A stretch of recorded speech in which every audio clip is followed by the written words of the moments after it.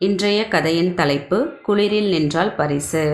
ஒரு நாள் இரவு நேரத்தில் அக்பரும் பீர்பாலும் உரையாடி கொண்டிருந்தார்கள்.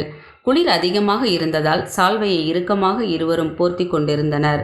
அப்படியும் குளிர் அக்பரை மிகவும் வாட்டியெடுத்தது. அக்பர் பீர்பாலை பார்த்து, பீர்பால், இந்த குளிரின் கொடுமையை பார்த்தீரா? எதிரிகளுக்கு அஞ்சாத நெஞ்சம் இருந்தும் இந்த குளிருக்கு அஞ்சாமல் இருக்க முடியவில்லையே.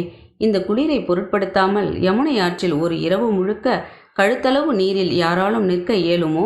அவ்வாறு நின்றால் அவர்களுக்கு 1000 பொற்காசுகள் பரிசாக வழங்கலாம் என்றார். அரசே, சிங்கத்தின் முடியை கூட கொண்டு வந்து விடலாம். ஆனால் நடுங்கும் குளிரில் இரவு முழுவதும் ஆற்றில் நிற்பது என்பது சாதாரண காரியமா என்றார் பீர்பால். யமுனை ஆற்றில் குளிரில் நிற்பதற்கு எந்தவித திறமையும் தேவையில்லை. மன உறுதி இருந்தாலே போதும். நாடு முழுவதும் இந்த செய்தியை அறிவிக்கச் சொல்லுங்கள்.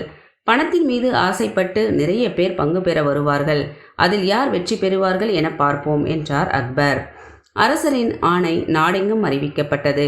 அடுத்த நாளே ஒரு இளைஞன் அரசரிடம் வந்து, அரசே, யமுனை நதியில் கழுத்தளவு நீரில் இரவு முழுவதும் நிற்பதற்கு நான் தயாராக இருக்கிறேன் என்றான். அக்பர் அந்த இளைஞனை வியப்பாக பார்த்து, இன்று இரவு போட்டிக்கு தயாராகு என்றார். இளைஞனும் தயாரானான். நடுங்கும் குளிரில் நிற்பது சாதாரண விஷயமே இல்லை என நினைத்த அக்பர் அந்த இளைஞனை கண்காணிப்பதற்கு 2 காவலாளிகளை நியமித்தார். யமுனை ஆற்றில் வெற்று உடம்புடன் இறங்கினான் இளைஞன். கழுத்தளவு வரை நீரில் உள்ள இடத்தில் நின்று கொண்டான். உடல் மிகவும் நடுங்கியது. குளிர் வாட்டியது. அவனால் தாக்கு பிடிக்க முடியவில்லை. ஆனாலும் பரிசாக கிடைக்கப் போகும் 1000 பொற்காசுகளை எண்ணி பார்த்தான். புது தெம்பு வரவே இரவு முழுவதும் கண்விழித்து நின்று கொண்டிருந்தான். பொழுது விடிந்தது. வெயில் மேனியில் பட உடல் சீரான நிலைக்கு வந்தது.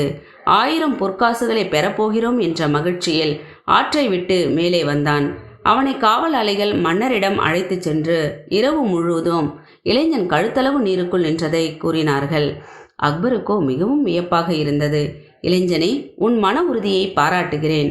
அந்த இரவில் கடும் குளிரில் நீருக்குள் எப்படி இருந்தாய்?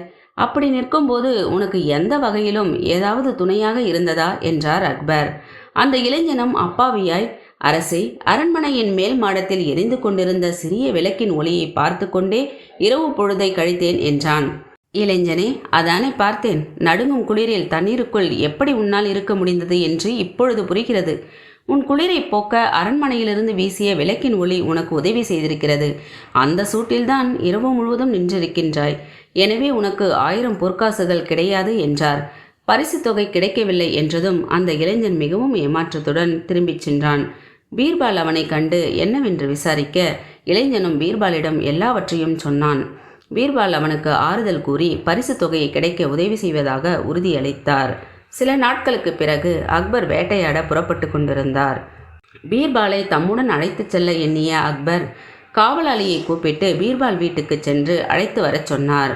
பீர்பால் தன்னை தேடி வந்த காவலாளியிடம் தான் சமையல் செய்து கொண்டிருப்பதையும் சாப்பிட்டுவிட்டு வருவதாகவும் கூறினார். நீண்ட நேரம் பீர்பாலுக்காக அக்பர் காத்திருந்தார். பீர்பால் வரவில்லை. மிகவும் கோபமடைந்த அரசர் பீர்பாலின் வீட்டுக்கு சென்று பார்த்துவிட்டு வரலாம் என புறப்பட்டார். பீர்பால் வீட்டில் ஒரு பாத்திரத்தில் அரிசியை போட்டு தண்ணீர் ஊற்றி வைத்திருந்தார். பாத்திரத்திலிருந்து 10 அடி தூரம் தள்ளி அடுப்பை வைத்திருந்தார். அடுப்பில் விறகுகள் கொழுந்துவிட்டு எரிந்து கொண்டிருந்தது. இதை கண்ட அக்பருக்கு ஒன்றும் புரியவில்லை. பீர்பாலிடமே கேட்டார். பீர்பால், தாங்கள் என்ன செய்து கொண்டிருக்கின்றீர்கள் என்றார். அரசே, சமையல் செய்து கொண்டிருக்கின்றேன் என்றார் பீர்பால். உமக்கு என்ன மூளை குழம்பி விட்டதா? பாத்திரம் ஒரு பக்கம் இருக்கிறது, அடுப்பு ஒரு பக்கம் இருக்கிறது. அதில் எப்படி சோறு வேகும் என்றார் அக்பர் கோபத்துடன். அரசே, நிச்சயம் சோறு வேகும். யமுனை ஆற்றில் தண்ணீரில் இருந்தவனுக்கு அரண்மனையில் இருந்த விளக்கின் வெளிச்சம் சூட்டை தந்திருக்கும் போது மிகவும் பக்கத்தில் இருக்கின்ற அடுப்பில் ஏற்படும் சூடு அரிசி பாத்திரத்தில் பட்டும் சோறு வெந்து விடாமல் போகுமா என்ன என்றார் பீர்பால். மிகவும் நாசுக்காக தமக்கு புரிய வைத்த பீர்பாலை பாராட்டி அந்த இளைஞனை வரவழைத்து முன்பு கூறியபடியே 1000 பொற்காசுகளை கொடுத்து அனுப்பினார் அக்பர். நன்றி, வணக்கம்.